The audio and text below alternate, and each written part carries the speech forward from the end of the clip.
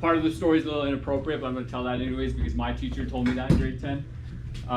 So what he had shared with us was that these European, these British Australians, they go from Australia, they go to Papua New Guinea. And I don't know if you know this, but in Papua New Guinea, the people are very dark skinned. Okay. And after enough cultural contact had occurred and they could kind of speak to each other reasonably well, the people from Papua New Guinea told them, we thought you guys were the ghosts of our ancestors. They had never seen a white person before.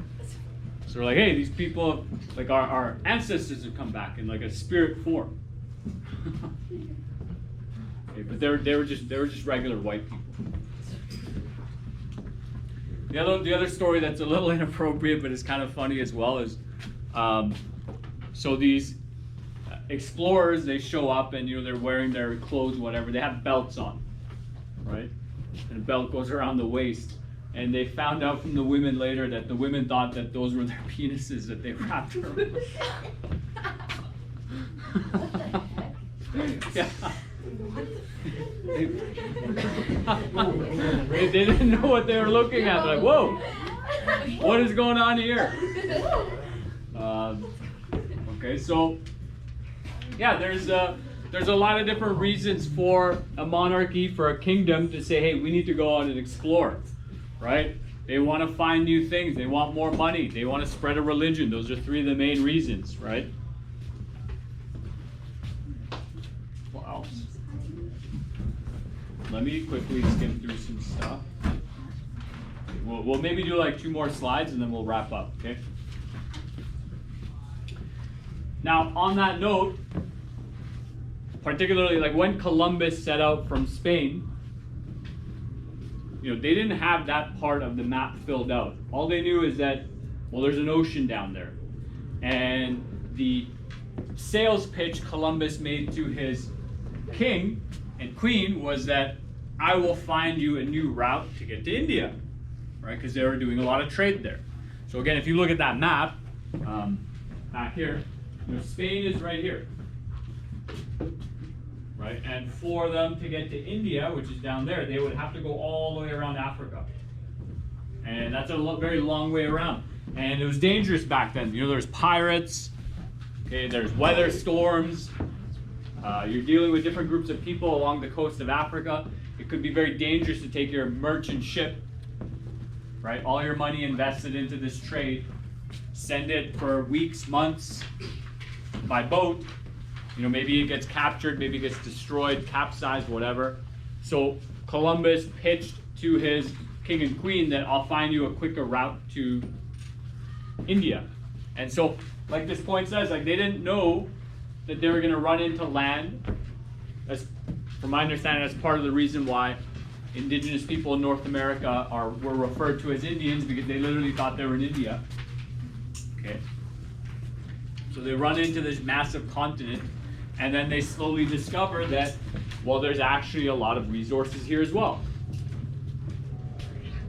So on the second point, one of the stories I had heard a long time ago, and I would love to find it and add it to my notes, but some of the people who first landed on the shores of North America, kind of by where Prince Edward Island is, Nova Scotia, Newfoundland, right, the maritime provinces, what they observed, what they wrote in their journals, their diaries, was that there was so much fish in the water that the boats started getting raised up a bit.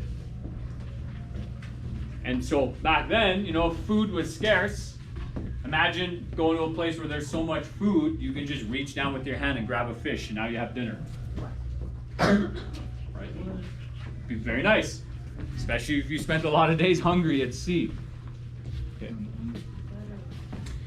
And so when they did finally start making settlements, as it mentions here, a lot of it was just fishing settlements. They just went there, they did some fishing over summer, it started getting cold, and I don't know how many of you have been to Europe in winter, but it's not nearly as cold in Europe as it is in North America.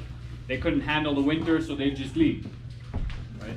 And they did that for a while. They would just come back in summer, fish, hunt, whatever they needed, and then go back, sell it, right? Make some profit off that.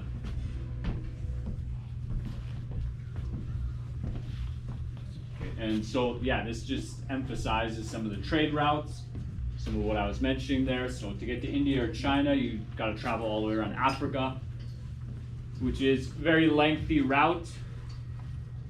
You know, so think about it. Actually, think about it this way: how many of you have Miss Curry's class?